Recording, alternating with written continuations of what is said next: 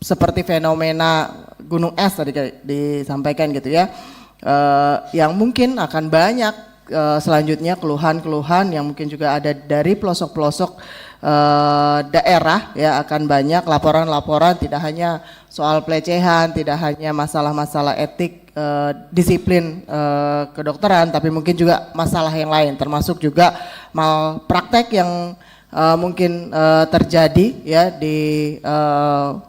fasilitas kesehatan kita. Saya aja hari ini kemarin menerima 2 permohonan audiensi terkait dengan kasus dugaan malpraktek di rumah sakit, satu di Kota Bekasi, satu di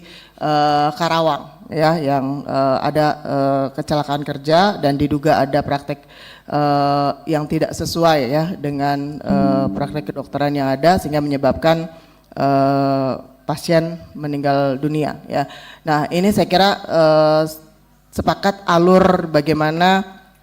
pelaporan ya, kasus-kasus ini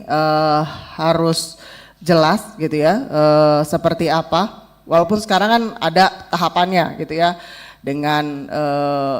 pendekatan ke rumah sakit, penyelesaian secara internal di rumah sakit, lalu dimediasi mungkin oleh dinas-dinas kesehatan ya, lalu kalau memang tidak bisa dimediasi lalu ada laporan ke majelis etik atau majelis MKEK atau MKDKI gitu ya, baru kalau memang tidak terbukti proses hukum ya, entah perdata ataupun juga pidana ya. Ini saya kira perlu, gak tahu mungkin krisis center, nomor pengaduan khusus gitu ya, yang di bawah Kementerian Kesehatan langsung untuk kita bisa ada cepat tanggap lah terkait dengan kasus-kasus seperti ini. Nah, untuk punishment ya, nggak cuma dokter, saya kira seluruh nakes yang mungkin melakukan pelanggaran etik ataupun disiplin gitu ya, walaupun sudah ada majelisnya tersendiri ya, tapi juga perlu dipikirkan derajat atau grade dari punishment nih ya, karena untuk mereka yang melanggar gitu ya, jangan sampai